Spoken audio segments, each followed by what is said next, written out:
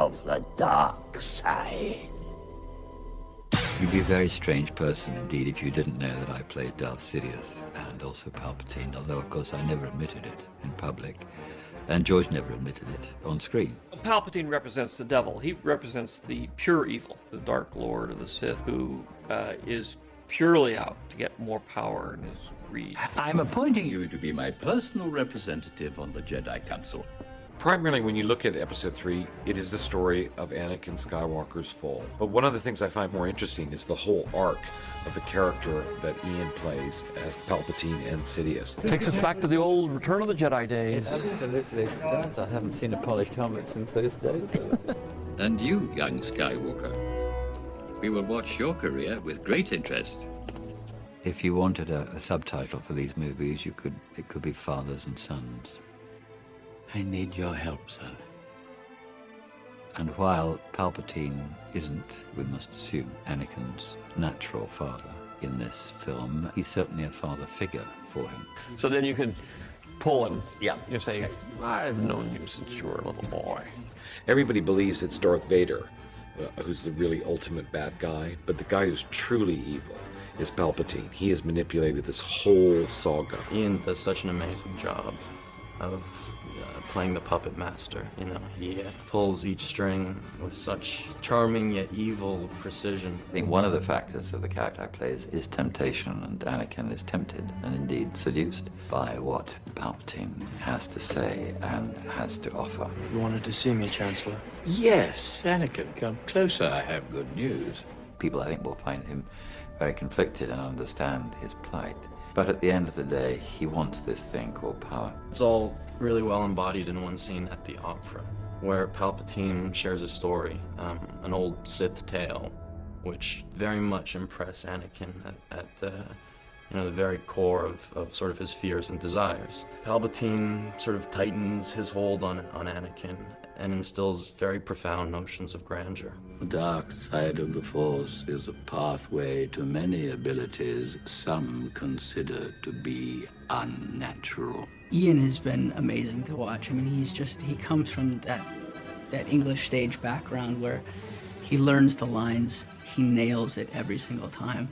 And it's interesting to watch George just sort of sit back and just go, it's like he knows the character, Ian knows the character, it's a no-brainer, yet it's incredibly powerful. The Sith will rule the galaxy. We shall have peace. Very good.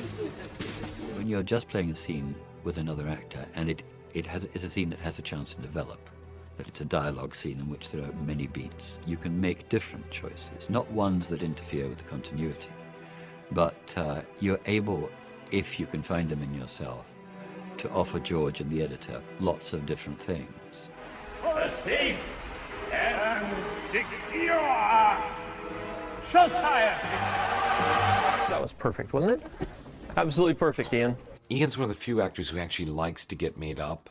You got to remember, he comes from the theater, comes from one of the best theaters, not only as a director, but a wonderful actor. All actors who really are playing a different character altogether really love to get into the kit because that helps them so much become this other person that they're playing. I really feel I know Palpatine and the other guy, who I think we're allowed to talk about now, quite well. We've been intimates for the best part of 30 years, and I've been switching between those two characters, as you would imagine. So in and out of two different makeups on a regular basis. I think these guys are getting really good at it now. And they got it down to an hour and 3/4. Now I think they could probably do it in their sleep. They certainly do it in mine. What kept you? I found when I read the script, not only did I have a lot to say, but I had a lot to do that he seemed to have turned into Action Man. Ian is a classical Shakespearean actor.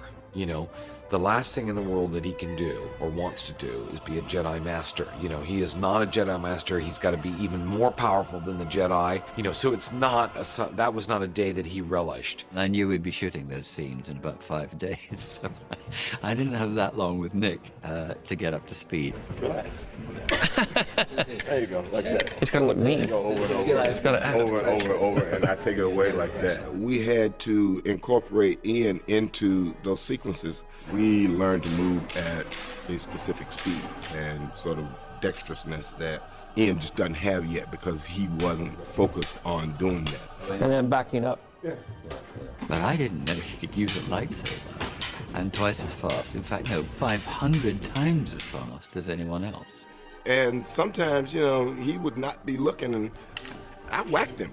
You get hit, and those things hurt when you get hit. I think it really came off. I was very worried about it when we were shooting, and I know how uncomfortable Ian was. Both of them were.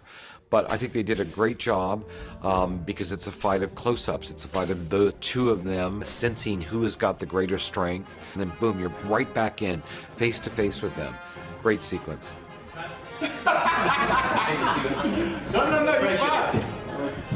I suppose I've been given a great opportunity with this part, these parts. Now you've created the arch villain of all time.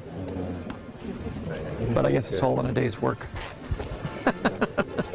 I've been waiting for this, as Palpatine has, for 20-odd years. But I can't think of anyone who's been allowed to undergo so many changes over a whole period of time, never mind over 4, and now 5, since I'm now part of the Empire Strikes Back movies. So it's been a very interesting journey, and it's been very nice to wait till the end to do, I suppose, the most rewarding and most challenging part. So in a sense, I've had about 25 years to think about it. So if I've got it wrong, you know, it's entirely my